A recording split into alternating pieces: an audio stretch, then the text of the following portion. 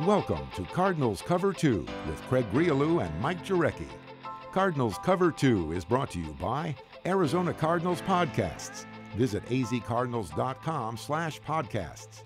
From the Dignity Health Arizona Cardinals Training Center, here's Craig Grialou and Mike Jurecki. Well, can the Cardinals do what few expect them to do? And that's beat the Vikings in Minnesota. And if they are, well, how will they do it? Just some of what we'll attempt to answer here on this Friday on Cards Cover 2. Craig Grialou and Mike Jurecki. It is a football Friday as the Cardinals, MJ, look to make it back-to-back wins. And not just that, but back-to-back road wins. Now, there is a difference between winning in San Francisco in a less-than-capacity Levi's Stadium and then going into Minnesota at U.S. Bank Stadium with 60,000-plus cheering on the Vikings. Yeah, and Mike Zimmer, he talked to the media, he talked to the Arizona media during the week, but he told the local media, we're looking forward to being at home. They've been on the road the last couple of weeks, and they're going to be on the road next week, and they haven't got out to a great start, but offensively they're powerful, they're explosive. It all starts with their offensive line, and we're going to get into some of the particulars, how it affects the Cardinals' D-line, considering that their left tackle is going to be out. And then they got two number one wide receivers. Yes. You throw in Kyle Rudolph, and Delvin Cook was a high draft pick last year. He missed a lot of time, and according to the injury report, he's going to play. But it'd be nice to see these teams stack wins. And then, we get back on Monday. They got a short week hosting the Denver Broncos, and then they get the San Francisco 49ers coming in. So you'd like to see this team at least string some victories together, and I think that will go a long way in the second half of the season. Yeah, 2 games in 5 days for the Cardinals Sunday and then Thursday night back at State Farm Stadium. All right, it is a football Friday, and let's take off. Tell you what's ahead on the show. Well, we'll head to Minnesota for our Know Your Enemy segment. Plus, we'll hear from Vikings ball boy turned Cardinals receiver. We're talking about Larry Fitzgerald, who don't know. And, of course, your questions via social media using the hashtag CardsCover2, using the number 2. Still an opportunity to get those questions in, and we'll do our best to answer all of them here on this Friday edition. But first, the news of the day, and we will start with the injury news and full participation on a practice on a Friday, which is rare this late in the season. But certainly, according to head coach Steve Wilks, very hopeful that the players who are listed as questionable will be on the field on Sunday. You're talking about Marcus Golden, DJ Humphries, Mike Iupati, Robert Nkemdiche, and Andre Smith. That's 3 starting offensive linemen for starters. And, of course, Golden and Nkemdiche, MJ, did not play last week. And you want those guys, especially if the Vikings do what they've said they do want to do this week, and that is establish the run, but we'll have to wait and see. Yeah, the only guy that was added to the injury report was Chase Edmonds today. We'll see about his availability. But, we talked about the Colts when they played the Patriots. They went up to Foxborough, and they had 9 guys out even before the games. And right now you can dress 46 on game day, so that's 7. But here, this is good. Now, obviously, they had a couple guys go on IR, and that was more in training camp in the preseason. But they're healthy. With the fact that they're going to have 7 healthy scratches, depending on where Edmonds is, that's pretty impressive. I know it's still early in the season, and sometimes you got to get a little lucky when it comes to staying healthy. And for the Vikings, a couple of items of note. One, as you already mentioned, in fact, both of them, but left tackle Riley Reif already ruled out, and that's going to be big. We'll talk about it later on in the show, specifically when Chandler Jones is sitting there at the one defensive end spot, and then Golden, if he does play, or Benson Mayowa certainly can be a huge factor in Sunday's outcome. And then running back Dalvin Cook, who did not play last week for the Vikings because of a hamstring issue, is officially listed as questionable. There was some hope after he was full on Thursday, MJ, that he would be on the field. I think the Cardinals expect him to be, but he is not going to be 100%. No, and again, you got to get into football shape, but they also have Latavius Murray. They will run some of those bubble screens to maybe their 3rd wide receiver besides the top 2 guys. So, again, he's going to be a change of pace back. We know that he was drafted very high last year, and he got hurt like Bradford did, and they were able to recover from that. So you're going to see a 1-2 punch. I don't think it's going to be one guy carrying the load or be the bell cow. So you got to be aware of both guys are a little bit different runners. And Murray can catch the ball in the backfield also. Also making news on this Friday, now 3rd-string quarterback Sam Bradford addressed the media on Friday, and all the information, all the content can be found on azcardinals.com. Darren Urban had a chance to speak with Bradford, who did call the situation challenging. But the one part that I thought was key that he told Darren and others was, quote, "I'm still part of this team, and I am still going to do everything I can to help this team. It's just figuring it out how I can do that in this new role." So a difficult situation for him, but he's trying to make the most out of it. Yeah, I mean, I know people are going to say, what's he supposed to say? You heard Mike McCoy and said, 3 or 4 years from now, Josh Rosen will go back and look and say, I'm glad I had Sam Bradford in the same quarterback room, obviously in the same film session.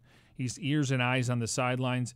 And he's handled everything with class, and he also addressed, not being active on game day, where he was scheduled to make $312,000 per game, and he understands that. Obviously, he made $15 million, but he's a class act, and I think he's handled it the right way. And it's got to be difficult because if he was a starter, this whole conversation all week would have been him going back to Minnesota. Yeah, and even though the Cardinals obviously were able to draft a quarterback in Josh Rosen, it would have been Bradford versus Cousins. And a quarterback that the Cardinals were interested in the offseason. Exactly. He went to Minnesota, and, of course, plan B was right. That would have been Bradford. the whole storyline. And now, obviously, he's taking a back seat to Rosen, and we know how well Cousins has played for him. I think he's a huge upgrade over Case Keenum. Cardinals and Vikings kick off at 10 a.m. on Sunday, 5:30 in the morning. The pregame coverage begins on the Arizona Cardinals Radio Network, so wake up and spend your Sunday morning on the Arizona Cardinals Radio Network. The Cardinals looking for back-to-back wins. They come in with a mark of 1-4. The Vikings 2-2-1. As we look first at the Cardinals, and of course, we all know what's going on with the offense, or lack thereof, at or near the bottom of the league in points, yards, both rushing and passing, and third down efficiency. Once again, a hot topic when offensive coordinator Mike McCoy addressed the media on Thursday. Well, I think it's not just the running game. It's the entire. It's look at everything. A passing game also. We've got to do everything better. We got to eliminate some mistakes in a number of different areas. Whether it's, a good passing game helps a good running game. A good running game helps all the play actions and things. So we have to feed off of everything. But I think you look at everything. Each individual has to look at their individual performance. Say, how do I play better? How do I perform better? I can change some things too. There's always going to be those X number of plays in a game. You look back and say, God, I wish you called something. But you can't second guess yourself. It's the same thing with the players. Go out there, play with confidence, fly around. We'll get this thing turned. Everyone is responsible. You ask David Johnson, he says, well, I got to limit my mistakes. You ask the offensive line, we got to block better. You ask Mike McCoy, I can call better plays. It's a lot of little things that are adding up to a gigantic problem, and it is a problem, especially when you have one of the best running backs in the league on your team. Yeah, listen, I mentioned this a few times now, and I don't mean to be redundant, but when Rosen was in there, this offense has improved. It's not perfect, but he gave him a pulse. Yes. And the fact that play action is going to be something we're going to see for the next, hopefully, 8 to 10 years. That was the first play of the game, the play action where, you basically have to sell the run, and then David Johnson, whoever the running back is, you got to run through the hole, and then you got to hope that Kirk is able to get off coverage, and they threw the ball down the field. So I think play action, but I just think it's not where it needs to be, obviously, but it's a matter of guys winning one-on-one matchups. The interior between Upati at left guard, Cole at center, right guard, and Justin Pugh. I think Wetzel or Smith has been fine. I know they're getting those guys some help with some tight ends there. And DJ Humphries, I think he's been the best Cardinals offensive lineman from start to finish. He obviously has been able to stay healthy. So it's a combination of things. And it really comes down to execution, winning one-on-one matchups, doing your assignment, do your job. And if the Cardinals are able to have more big passing plays, then all of a sudden that opens up things for the ground game, because Johnson is getting his touches. They are increasing. But what he's seen, and I noticed this on, and you're big on this, but the NFL Next Gen Stats, almost 34% of the time, Johnson is facing 8 or more man fronts, which is among the highest of any running back. So you can only block so many guys. But when you talk to the offensive lineman, yes, we need to do a better job, and Johnson needs to do a better job of reading what's open. But you're getting 8, 9-man fronts. How to correct that is make sure you're passing and completing balls down the field. And I know a lot of people are like, why are they running up the middle? I mean, anytime, and you're looking at it right now, and you can just look at the last couple of games. And we saw it in the preseason. I mean, when you're down to the goal line, the 5-yard line, the 3 or the 1, you don't want to run to the outside. You want to rely on your guys up front. But if I'm Josh Rosen, I am licking my chops when I see an 8-man front, because again, he has the mobility. Whether he's in the RPO offense, whether he's in the zone read, he has the ability to check out of a play, scramble. We know he can make tight throws. He prefers the 60-40 ball. We always hear 50-50 ball. So I'm licking my chops if I'm Rosen and seeing an 8-man front. Now, if you're able to pass off of that, now they got to play their safeties deep. Yes. And I'm going to play chess with you now. I'm going to start running the football. Running the football, important for the Cardinals, and stopping the run. Still, as we talk here in Week 6 of the Cardinals having an issue as far as being able to stop the opponent's ground game. Almost 142 yards a game the Cardinals are allowing, and the question to defensive coordinator Al Holcomb is, why is this still an issue? There is frustration, and at the end of the day, I stick to my guns in terms of we're going to just reteach it each and every day. We have to start all over at times and reteach basic fundamentals, basic run fits, gap control, hand violence, tackling, all of those things. So yeah, to me, it's simple. It's a simple concept. That's my gap. I have it. My gap may move based on pullers and different things of that nature, but that's something that we have to get down, and we have to do a better job of it. I'm demanding it from the players each and every day. And the thing that's really frustrating, to be honest, is when you go back and look at the 49ers game, there were plays where we created negative plays in the run game on first and second down, -1, boom, -2, boom, plus 17. So there's inconsistency right now. We have to be more consistent. And I've showed the players those plays. We've gone through it, and we're trying to address it and correct it each and every day. It's a point of emphasis. It's always a point of emphasis. If we led the league in rushing defense, I would be saying the same things to you. We got to get better. But, yeah, that's definitely an area that needs to be improved, and we need to get that fixed. It's impressive, and Wilkes was asked about it during his presser today about reteaching. I mean, listen, if you're doing the same thing over and over and you're making mistakes, you got to reteach these guys. And they're big on teaching, coaching them up, and technique. Violent hands. You get close to the ball carrier, swarm tackle. Don't miss tackles.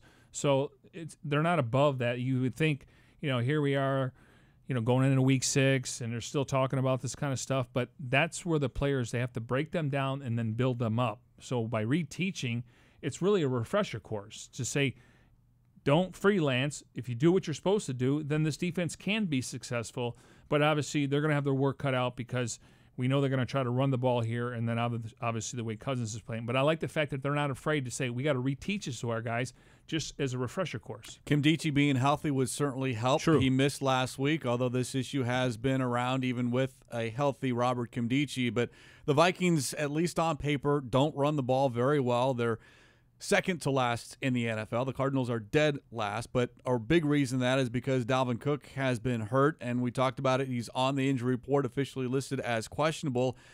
And I'm curious now, because of how well Kirk Cousins has thrown the football, that maybe you always want to stop the run, but if you're the Cardinals, there's got to be a small part of you thinking, you know what, they just don't do it very well. I don't care if Dalvin Cook is healthy. Their strength, and it's a large strength, is throwing the football. Maybe you only see 3 or 4 guys near the line of scrimmage and you drop everyone back until the Vikings show you otherwise. Yeah, I mean, Kirk Cousins, they paid him a lot of money. I think it's a good fit for him in the offense under John DeFilippo. I don't think he wants to throw the ball over 50 times in a game. He's averaging 45 attempts per game. Now, they're never going to have balance just because when you're looking at 2 number 1 wide receivers and a guy that can spin the ball down the field, he's very accurate, completing 72% of his passes. They're never going to be 50-50, and a lot of teams aren't going to be able to do that. But the key is if they get a lead and vice versa, if the Cardinals get a lead, that's where you want to run the football in the fourth quarter. Now you're playing against the clock. You're looking to gain field position, and if you get in the red zone, you better you better score, if not get 3. So it's really a downward spiral effect how it affects the entire game. But I'm sure he doesn't want to throw the ball over 50 times, and I think he's done that twice this year. Now, granted, they were down 17-0 to Buffalo, and he had to throw the ball back in that game. But based on how teams are playing them, he's having to throw the ball. And again, when you got 2 number 1 wide receivers, you can get away with that. Yeah, the number 1 wide receiver, Stephon Diggs, Adam Phelan, certainly has the attention of Patrick Peterson. Those guys have a very, very unique personnel, having 2 receivers that can take the top off defenses. Adam's playing great ball right now. I believe he's the only first receiver in Super Bowl era to have 5 100-yard games. Stephon Diggs is still being Diggs. Then you got Rudolph, that can pretty much create matchups as well. And Kurt's probably playing his best football. 71% on his completion ratings, 110 quarterback ratings. I think like 2 interceptions, 11 touchdowns. Playing very, very solid right now. So we definitely got our hands full. We want to make sure that we do our things because it starts up front. That's our motto each and every week. We have to make sure that we stop the run. I believe they're 31st in the league in rushing, and we're 32nd and 31st. We're right around there. So we have to, as a defense, we have to make sure that we establish that we're not going to give up the run. Make sure that we keep those guys behind the chains, not being 2nd and 4, 2nd and 3. Having to play their entire playbook open. So we think if we can, get on track as far as winning on first down, slowing the run down, force Kirk Cousins to continue to throw the ball 40, 50 times, we think we have a pretty good opportunity to win it because most quarterbacks don't want to throw the ball that many times. They want to make sure they have a good, solid running game. Now, you just take a look at this. I mean, I'm curious to see how the Cardinals are going to match up. Now, I think it's going to be based on down and distance. So does Peterson guard Diggs on 1st and 2nd down? Because I've talked to a couple guys in the locker room, and they told me when it comes to Phelan, he is more about intermediate routes, and he's really good after yards after catch. They will take shots down the field with Diggs. So maybe we see Peterson on Diggs on 1st and 2nd down, and then on 3rd down, maybe we see him switch up and go with Phelan there.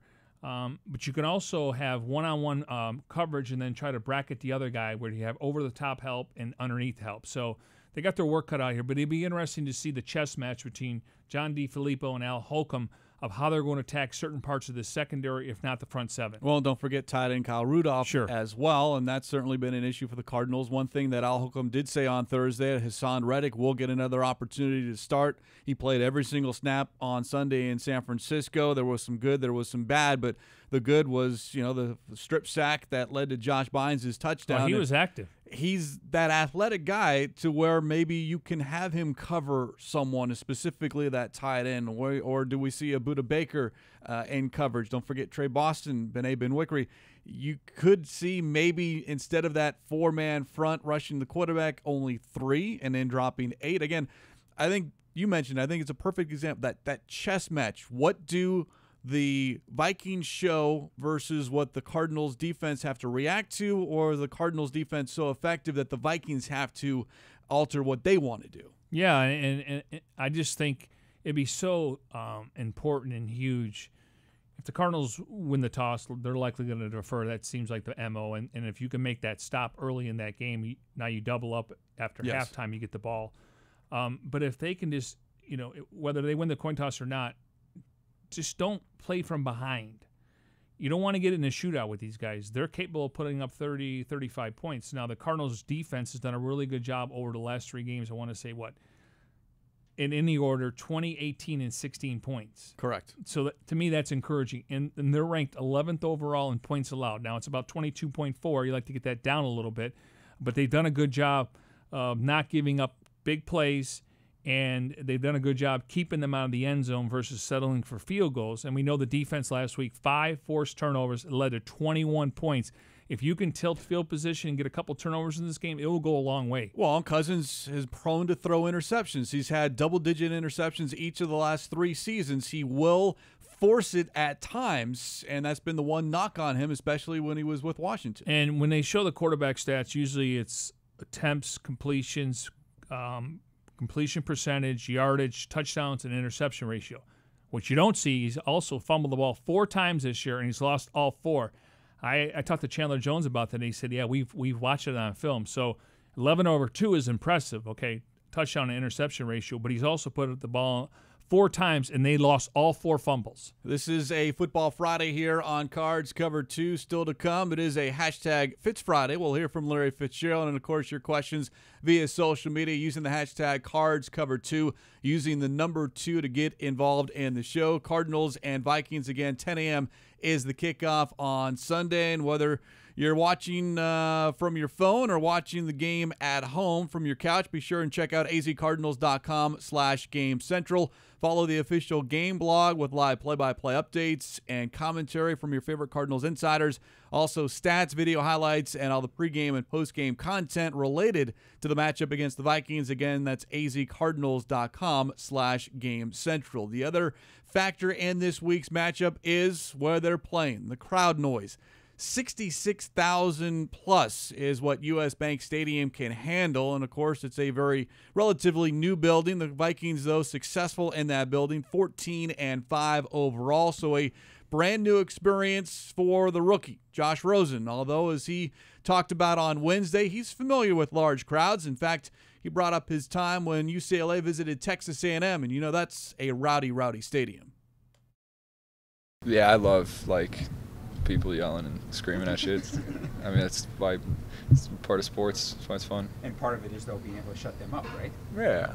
I mean, yeah, it's just like the quick silence of a long, a tough third down or something in the red zone. Those are pretty fun.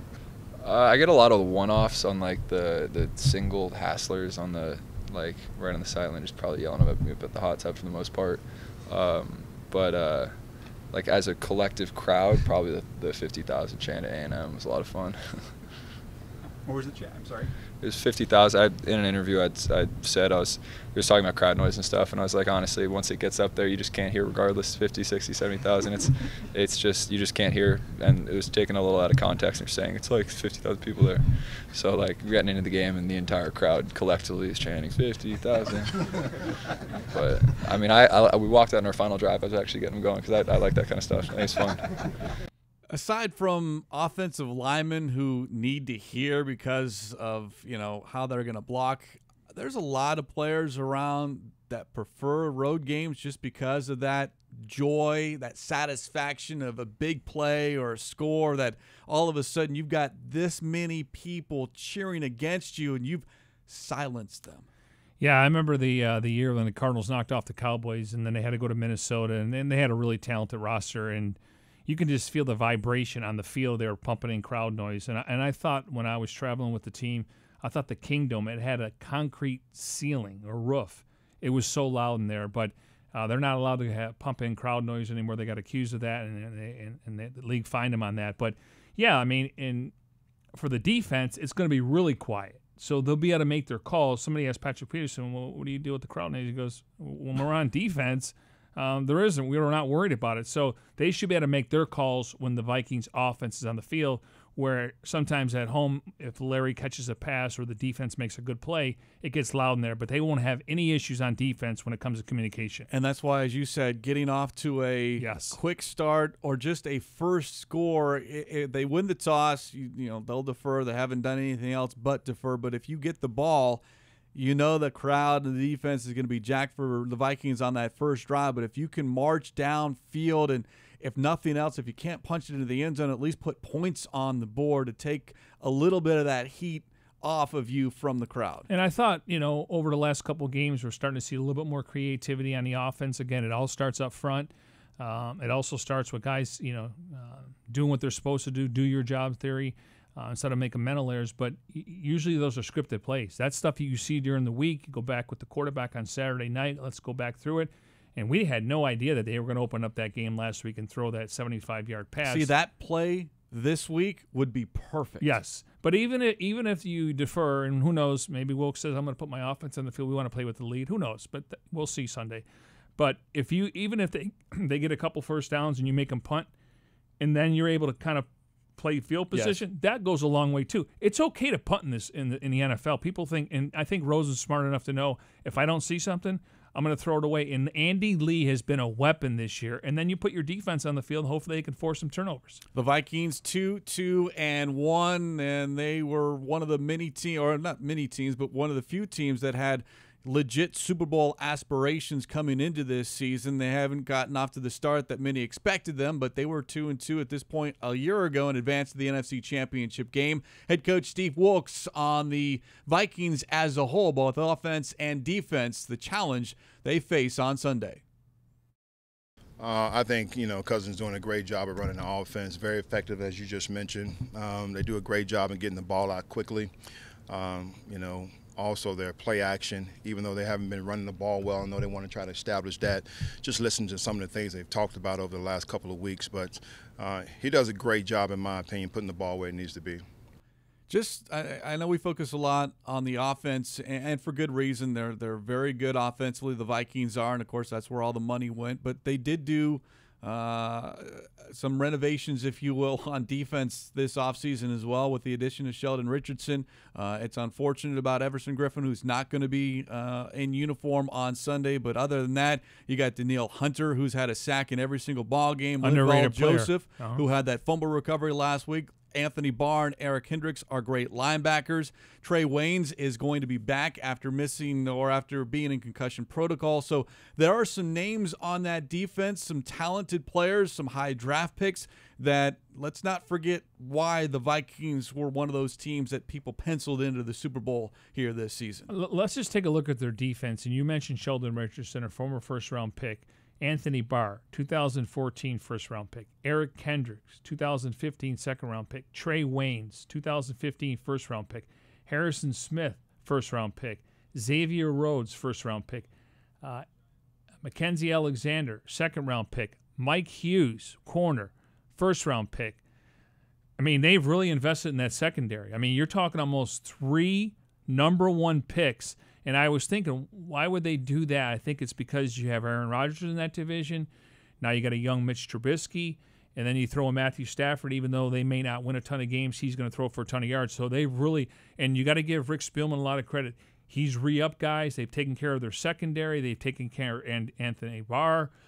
So they've done a good job managing the roster. And Rick Spielman's done a good job. And he wasn't afraid to pay, Cousins close to $28 million a year. And I think Super Bowl or bust – listen, the NFC's loaded, and they have a loaded roster now. If they win the division, they may get a 1 or 2 seed. You got to figure right now the Rams are going to be locked up for a 1 seed. That means you got to go there, but it's not like you can't win at the Coliseum. But I'm just saying they've done a really good job drafting and then IDing their core and extending those guys. They do give up a lot of points, but they are very successful in getting the other team off the field on third down. They're one of the best in the league. I mean, it's like 29.6% opponents on third down. Less than 30%. So the challenge the Cardinals face on Sunday is a large one as we get to know the enemy a little bit better. As right now here on Cards Cover 2, we catch up with Steve Wobschall of the Vikings Steve Wobschall from the Vikings Entertainment Network.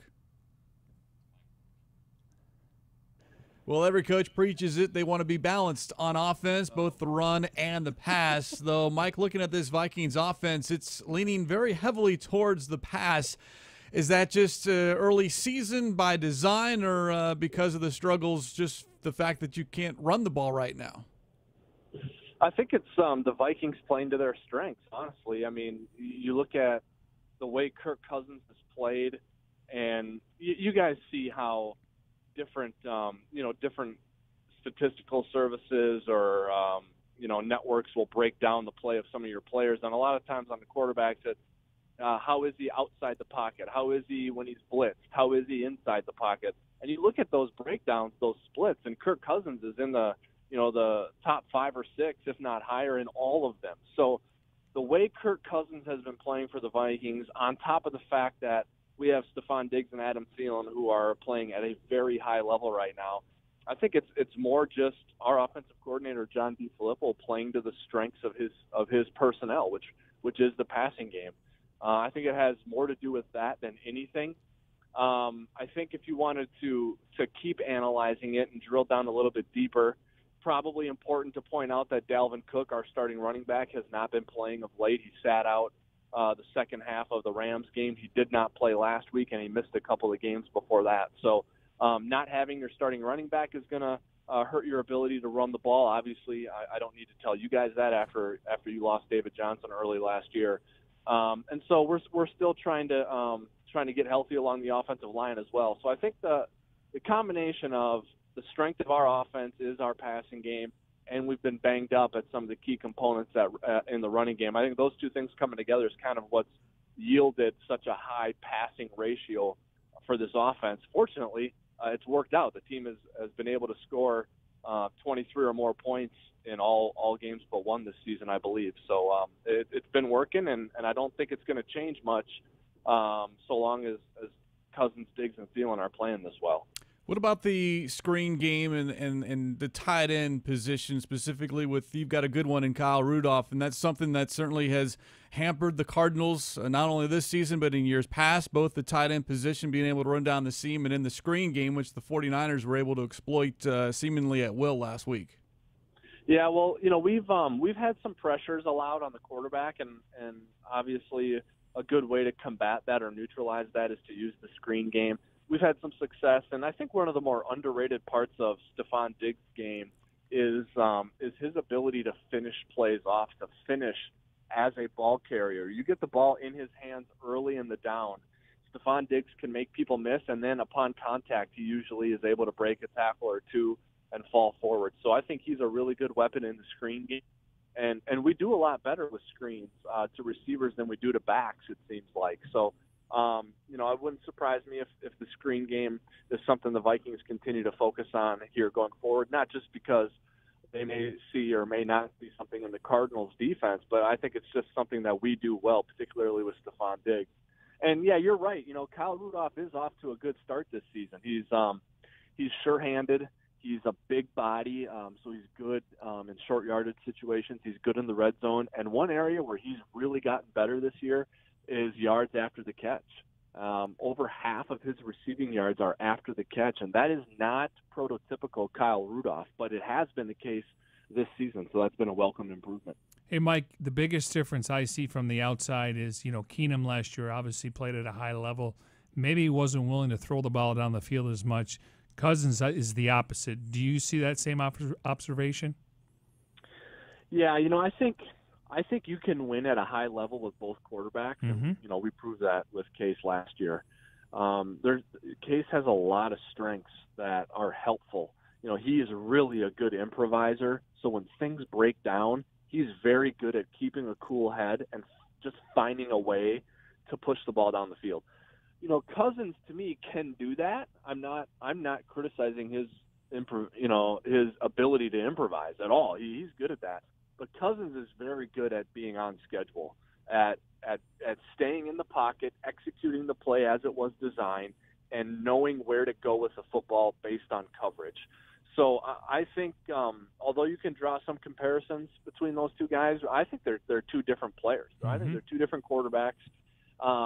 I think Cousins is the more traditional, NFL quarterback. The way you win from within the pocket. You execute the plays. You deliver the ball on time and on target. That to me is Kirk Cousins. And I remember it, guys.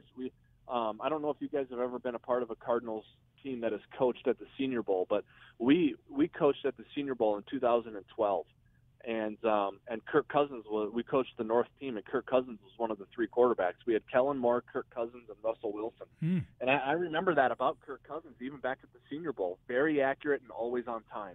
And those are two really important things for a quarterback to be, because when you can do that, it doesn't matter how strong your arm is or anything like that. If you're accurate and you're on time, you can win. How are teams defending your two number one wide receivers? Be curious to see the Cardinals matchup. Maybe they put Peterson on Phelan, and maybe they double Diggs. But how are teams defending the pass? Yeah, we've seen a few different things. It was really going to be interesting to see what the Rams were going to do, because they have two really good corners on the outside with Marcus Peters and Aqib Talib. But Talib did not play in the game against us. Peters did, and we were able to be pretty productive against him and Sam Shields on the outside. Our receivers had a good game. So what I expect is, at first at least, and I'm not trying to most your coaching staff's lawn at all. It wouldn't surprise me to see Peterson on both of those guys throughout the course of the game. But I would be very curious to see Peterson on Phelan. Because I think coming into the season, everyone was kind of thinking, okay, the best corner is going to go on Diggs. And I don't think that's a bad idea. I mean, Stephon Diggs certainly warrants that kind of coverage. But whenever teams have put just one guy on Phelan, I mean, it's torching them. Now, Patrick Peterson's a different animal. He's maybe the best cover corner in the league. I would love to see a Patrick Peterson-Adam Phelan matchup. That would be really fun to watch. We spent a lot of time here talking offense. Let's switch it over to the defense as we catch up with Mike Wobschall of the Vikings Entertainment Network. And just on paper, this Vikings defense is loaded with talent, but the points allowed per game is striking considering how successful that defense was a year ago. Again, the same thing with the offense. Is this just a small sample size, or is this what is to be expected here this season? Well, I would have been more worried, guys, if last week in Philadelphia, which was our 5th game, if it would have been more of the same from the first 4. But we saw a pretty big improvement last week. And the reason that's significant to me is because we had, I guess, what you would call the mini bye. After a Thursday game, we had a few extra days after the Rams had their way with our defense. Him and his staff had a few extra days over the weekend getting ready for the Eagles to really self-scout and dissect the defense and diagnose what the problems are and then fix them. And I think we saw some improvement last week. So I'm not feeling as sketchy about the defense as I was in the first month. So we saw one game of improvement, and now we want to see it again. And after what happened to this Vikings defense against rookie quarterback Josh Allen and the Buffalo Bills in Week 3, I know that they're not going to overlook another rookie quarterback in Josh Rosen. So this defense is gonna be very well prepared, and they are not going to overlook this opponent. So now we'll see if they can execute, which they were able to do in Philadelphia last week. They were not able to do in the first month of the season. So, this defense has got a lot of heart. It's very competitive, and it's got a really good track record. So I don't have any long-term concerns about the defense, but you can't hide from the fact that in the first 4 weeks, there were too many mistakes. Guys were being able to run free, broken coverages, missed assignments, missed alignments. And with the team speed that the Arizona Cardinals have and with the speed that you guys have on offense, any small mistakes like that, and Christian Kirk is going to blow by you. J.J. Nelson is going to blow by you. David Johnson will take advantage of mistakes that you make. So I think this is going to be a good test for this defense. They do have the advantage of playing at home this week, where they didn't have that last week. So I expect another step forward for this defense, but I also respect the challenge that is at hand with this Arizona Cardinals offense. And I didn't even mention Larry Fitzgerald Jr., who's about as good a receiver as any of us are ever going to watch play the game. Well, we certainly hope that the Vikings defense overlooks the Cardinals offense here this week. Mike, we appreciate a couple of minutes of your time. It should be a fun matchup on Sunday. You bet. If you guys are coming to town, travel safely, and we'll see you on Sunday. Absolutely. Thank you very much. Appreciate Mike's time, and it's rare when you hear someone refer to Larry Fitzgerald as Larry Fitzgerald Jr., which he is, but it's just not referred to here in Arizona that way. No, but his father was Yes. still a long-time, writer and covered the Twins and the Timberwolves back in the day, and obviously now football. I asked Larry yesterday, you're known as Larry Fitzgerald there, and he said, yeah, because my father was in the media, and obviously Larry got an opportunity. I want to say Big Fitz, he actually hosted the Denny Green Show. So weekly, Larry had access, and then he became a ball boy, and obviously learned a lot from guys like Jake Reed, Chris Carter, Randy Moss. I mean, they were actually going to his football games on a Friday night, and then they would give him their cleats and gloves, and so he was way ahead of his time back then. We'll hear from Larry Fitzgerald in a moment. Alter your questions via social media using the hashtag CardsCover2, using the number 2 to get involved in the show. But before we do all of that, coming up on Saturday night, 12 News, Season in Focus, the always popular Wired for Sound segment. How about a sneak peek as the Cardinals had Antoine Bethea wired up for the game against the 49ers. The sound and fury of NFL football. Wired. Hey, I'm mic'd up, fellas. I'm mic'd up. We flicking up. We got to go ball out today now. Got to ball out today. It's home. This used to be your spot, wasn't it? For a little bit. Long time? For 3 years. 3 years. Feel good out here. It's go time, baby. Back in the Bay. We gotta get this first dub. Here we go, AB. Hey, y'all already know what it is, man. Ball Hawks, man. 60 minutes, fly around. We already talked about it. Hey, be great, man. Believe, fellas. Dogs on 3, 1, 2, 3. Larry, let him go back. Hey, Bubba.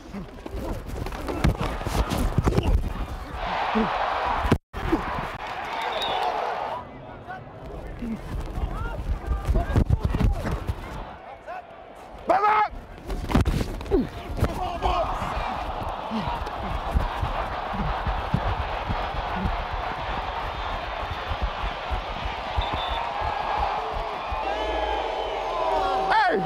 Hey, we got him right here. Come on.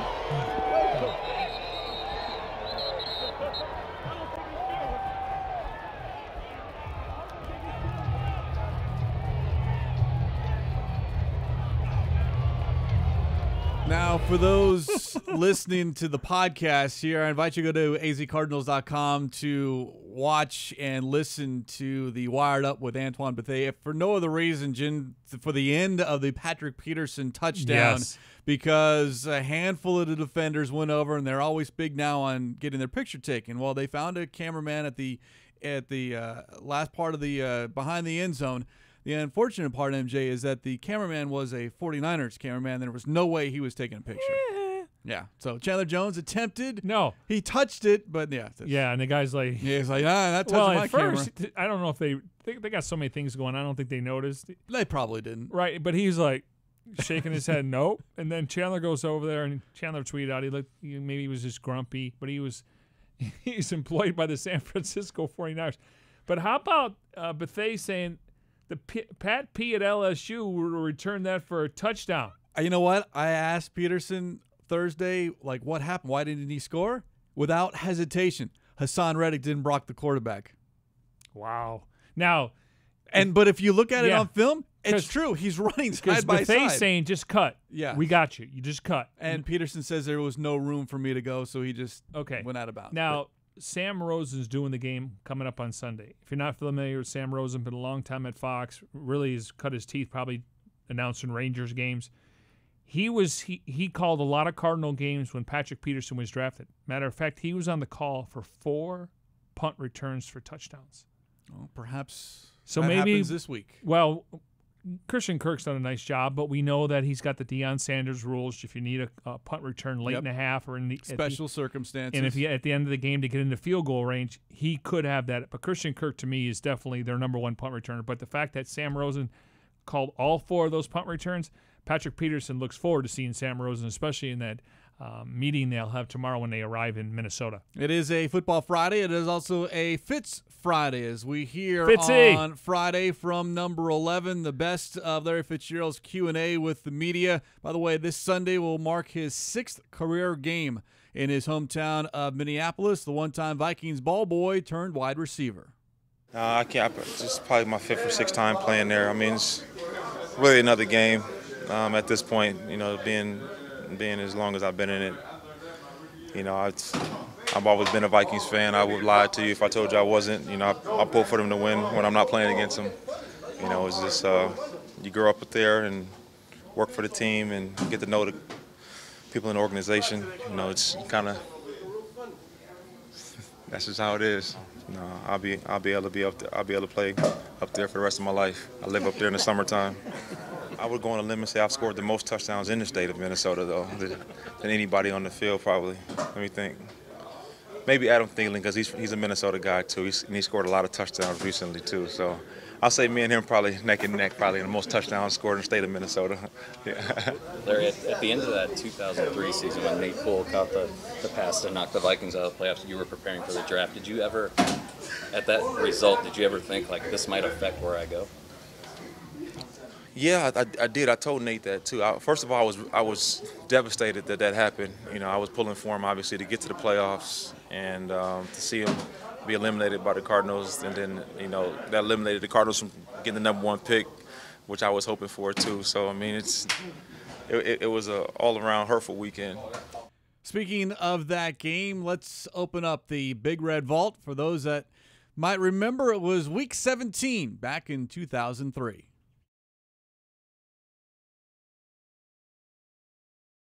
The season's on the line. Two receivers left and right. McCown takes the snap. He steps up. He's all by himself. Fires into the end zone. Caught! Touchdown! No! The Cardinals have knocked the Vikings out of the playoffs. I believe it was caught by Nate Poole. It was Nate Poole, one of the better opponent calls. Paul Allen on the Vikings Radio Network as we welcome Brandon Natus into Cards Cover 2, the Cardinals manager of social media. But real quick, back to 2003, that catch, that play. Cardinals win 18-17 on the final play of the ball game. Vikings don't get in. Green Bay Packers do get in, and Nate Poole becomes a hero in Green Bay. Yeah, they actually gave him a key to the city. He was there for their playoff game, and then he was on the Big Red Rage. And Jimmy Alejandro, he reached out before Twitter, before Facebook, before any social media, and he let the fan base know that they can call into the show. I mean, because they were thrilled. Now, in that game, though, the Cardinals, they needed to recover an onside kick. And one of your co-hosts that you used to do a show with, a post-game show with, Damian Anderson from Northwestern, he recovered the fumble. And according to people I've spoken to and you heard from, he claims that he was part of Larry Fitzgerald coming to the Arizona Cardinals. Well, Denny Green was the guy that wanted Larry Fitzgerald in the Cardinal uniform. Cardinals dropped from 1 to 3 and got Larry Fitzgerald in that draft. And they bypassed Phillip Rivers and Ben Roethlisberger, and you look at that draft class, I mean, you can make a case 4 guys are going to the Hall of Fame. Yeah, I think the Cardinals are okay with what they have. Now, with number 11. Josh McCown, he didn't get a key to the city. He got a lot of cheese. At least he got something for it. No, but he said Nate got the red carpet. He got the key to the city for a day or a weekend, and Josh said he got backed up on all the cheese. Yeah. And on that note, let's see what the Bird Gang has to say on this Football Friday, Brandon. Well, kind of going off of that, I saw Andy Dalton get a little bit of that with Buffalo this year, and I thought was kind of cool was them donating towards his foundation. Yep. So that's been kind of a cool trend to see. We'll get into the social questions. I don't have anything memorized for you this week. Who would have thought? No, you're good. Who would have thought, though, like Week 17, they're playing for something. They're in Sun Devil Stadium, and it has dictation and draft process. It's just amazing how some things work out. And you think Week 17 they would have come here and said, we're going to take care of business and we're going to the playoffs. Yeah, there's no way they should have lost that ball game. Damian Anderson. Yeah. That's why they play the game. So we'll get to these Twitter. We have a Twitter question for you here. All right. Cardinals 31 wants to know if we struggle containing the run against the Vikings, what do you think could be done to solve the problem? Is there even an answer at that point? Of solving the run game if they continue to have an issue running the football? No, for us, stopping the run. Stopping the run. Minnesota's, I believe, 31st rushing offense. About 65 yards a game, maybe 66. So if they struggle as a defense against that rushing offense, is there a solution? At this point, no. You have what you have. Maybe you can add 1 or 2 players, but there's a reason that those players, if you do add, are available at this point in the year. So you have to utilize what you've got. It's just up to the players to look at themselves in the mirror and say, I got to do my job, get in the right gap, as we heard Al Holcomb say, and make sure you wrap up.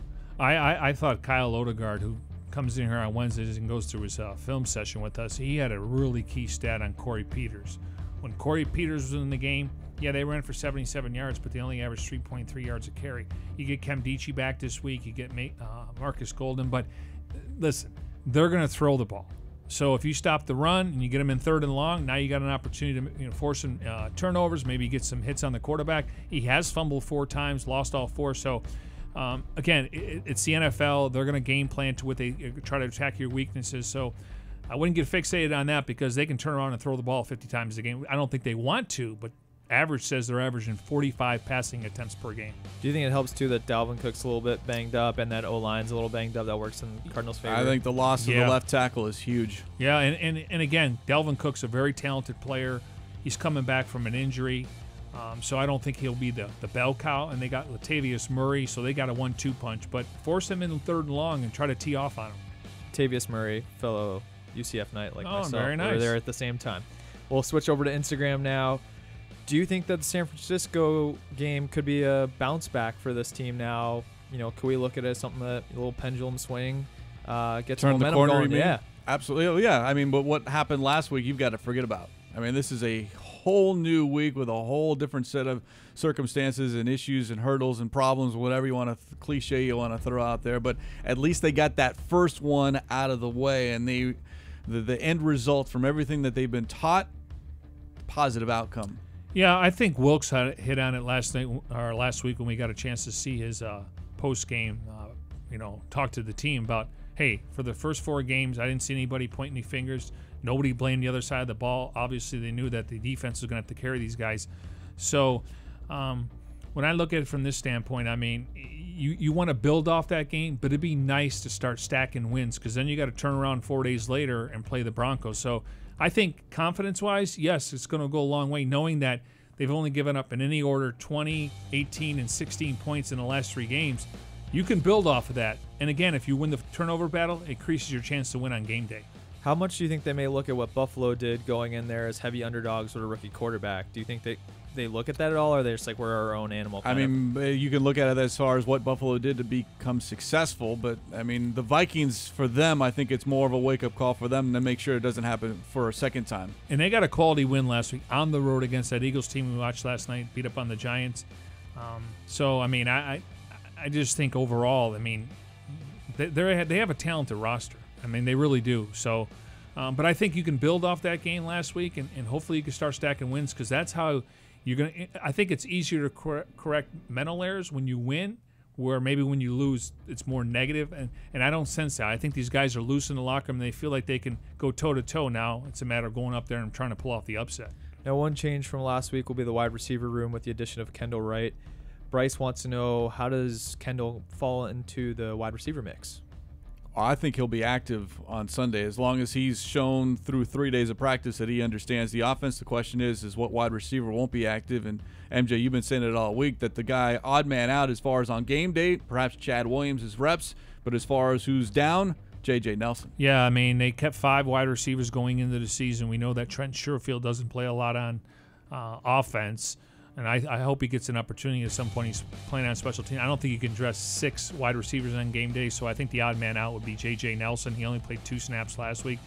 And you look at Wright, he could play inside, he could play outside, he could spin the ball down the field for him. So, I like the fact that he could be your third receiver, and he can catch the ball. And again, that's going to put pressure on Chad Williams. Maybe he doesn't get as many reps, but when his number's called, he has to catch the football. And do you think it also helps seeing that Christian Kirk's ability to take the top off the defense last week? Because I know you talked about that with JJ as well. Next question here, another wide receiver. Larry Fitzgerald's had 100 receptions, 1,000 yards each of the last 3 seasons, trending to not reach those numbers this year. What do you think of his performance so far? How's he kind of fitting into the offense? What do you see these upcoming weeks? Well, I mean, he's going to be the go-to guy in the passing game, and hopefully if they move David Johnson around, he'll get more targets. He's playing through 3 injuries. He's got a thigh, he's got a hamstring, and he's got a back issue. But he's a grinder. He's a gamer. So, yeah, I like to see him more involved in the offense. But at the same time, though, Rosen's going to look at who's open. I'm going to throw the ball to him, and so spread it around. But I think if David Johnson's able to get in space, it's going to open up things underneath for Larry Fitzgerald. His targets and catches are down, but it's a long season. Total number of plays are down, too, for this offense. That's Start true. converting on That's a good third down point. and have some sustained drives, and all of a sudden there'll be more opportunities for everyone. Larry wants to win at the end of the day. I mean, right now he's going to be likely number 2 all-time receiving and receiving yards and receptions. So, but he wants to win. I mean, he couldn't care less if he catches 10 receptions. Now, if it helps the team to get a victory, he's all for it. Fitz has been the best player on the team for many years, and Kid Fire wants to know who's the best player on the team right now. Wow. Offense, defense. I still think it's Chandler Jones, Patrick Peterson, Larry Fitzgerald, David Johnson. I think Rosen will be in that conversation. Christian Kirk, that connection should be really, really it's going this year, but I think next year and the years to come. But I would think the 4 guys that were ranked in the top 100 when it came to the NFL top 100 players, and I know people just snuff at that, but they literally came in the locker room and they asked you to write down 20 players, and I watched a couple guys do it. So I would say those are your core guys moving forward, and I would include David Johnson, even though he missed a lot of time last year. Your best offensive weapon right now might be Christian Kirk, just based off of numbers and production. And age. I mean, he's getting open. Larry obviously is dealing with some injuries. So I would say, yeah, on offense, wide receiver skill position, him and David Johnson. We talked about skill position players there. Michael wants to know, how's the offensive line been playing? Okay, inconsistent. It needs to get better. And I think Humphreys has been the best of the 5 of the group. His numbers are up there. When you look at Pro Football Focus, I think Wetzel and Smith have held the right side down. It's the interior. And, I want to give Mason Cole the benefit of the doubt because he's a rookie and he's making the calls and he's going to a hostile environment. But they got to get more production from Mike Upati at left guard and Justin Pugh at right guard. They got to get more push. Their pass protection has been great this season. The quarterback's not getting hit. The running backs have no room to run. Speaking of running, this has obviously been talked about a little bit. They want to know, why does the offensive coordinator keep running the ball down the middle and not to the outside? Any thoughts kind of on some of the scheme stuff there? You can't always run the ball to the outside. I understand that if it's not working, but you certainly have to establish the fact that you want to run the football. And I think if you start converting more, getting into a flow on these drives, things will open up. But the quickest point between two places is straight line, up the middle. Yeah, I mean, north and south. Listen, we've talked about this at length now. You think people would be able to figure it out. When they get on the goal line, they get in the 5-yard line, the red zone, you don't want to run to the edge. You're going to lose a yard. Now, Rosen has the ability to run an RPO, tuck it in the belly of the running back, take it out, and scramble and try to throw a touchdown pass, but you don't want to try to get to the edge. You want to go north and south. That's the quickest way to get to the end zone. Now, from the 20 to the 20, maybe you run a screen game in David Johnson and Chase Edmonds. Maybe you do a bubble screen with Christian Kirk, Chad Williams, even in this case, Kendall Wright. So when they get down to the goal line and scoring opportunities, David Johnson had 16 rushing touchdowns, and a lot of those came with Jermaine Gresham and Larry Fitzgerald either within the 5-yard or the goal line. So you don't want to run to the outside. You can lose yards. You just don't run straight ahead. That's what I would do. One last question for you here. Matchups to watch for on Sunday. I know you discussed Pat and Adam Thielen. Any other ones that stand out for you? Chandler Jones with whomever's lining up at left tackle. That's what I would go with. And they're moving guys around. They had to last week when Reef went out. But for me, pay attention to where 55 is. Yeah, and if they can get Golden, I don't know if his snap count will go up between Mayo and then Hassan Reddick's new role. He's going to be the starting linebacker opposite of Josh Bynes. Yeah, you got to somehow get to the quarterback. Hopefully they can get it up the middle. But if they come from the edge, that's where you're going to – you know how I feel about hurries, pressures, and knockdowns. They lead to turnovers. Thanks, fellas. Brandon, appreciate it. We'll talk to you next week. Enjoy Minnesota. #Cards Covered 2 to get involved in the show here. We do it every Monday, Wednesday, and Friday here from the Dignity Health Arizona Cardinals Training Center. Before we get on out of here, the Friday Night Lights, the Cardinals this week named their high school coach and player of the week. Congrats to Desert Vista's Dan Hines and Antelope Union wide receiver linebacker Dustin Ricker. Desert Vista beat Mountain Point, a 6-year losing streak in the Ahwatukee Bowl. So props to Desert Vista, and then Ricker accounted for 5 touchdowns in a 58-0 win over Valley Lutheran. That's going to wrap up this edition here of Cards Covered 2. Special thanks behind the scenes to Tim Delaney, Jim Alejandro, Devin Henry, Jeremy Schnell, plus Grant Greeley, Jonathan Hayward, Brandon Natus, Jesse Aranda, and Jackson Sives. For my partner Mike Jurecki, I'm Craig Grialou. As we leave you on this Football Friday, time to get hyped for Week 6, Cardinals at the Vikings. Here's to Sundays.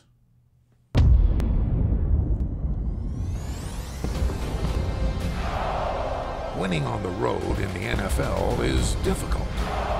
Winning on the road in one of the loudest environments in the league, even tougher. Winning on the road against a fearsome defense with a rookie quarterback, not recommended. But Josh Rosen isn't your typical rookie quarterback. He exudes confidence, wisdom, and fearlessness. But he'll need all the help he can get. The offense must be better than they've been all season if Arizona has a chance to win. While the Cards defense will look to build upon their 5-turnover performance last Sunday to help out the Rook. Cardinals, Vikings, Game 6 of the 2018 season. Sunday.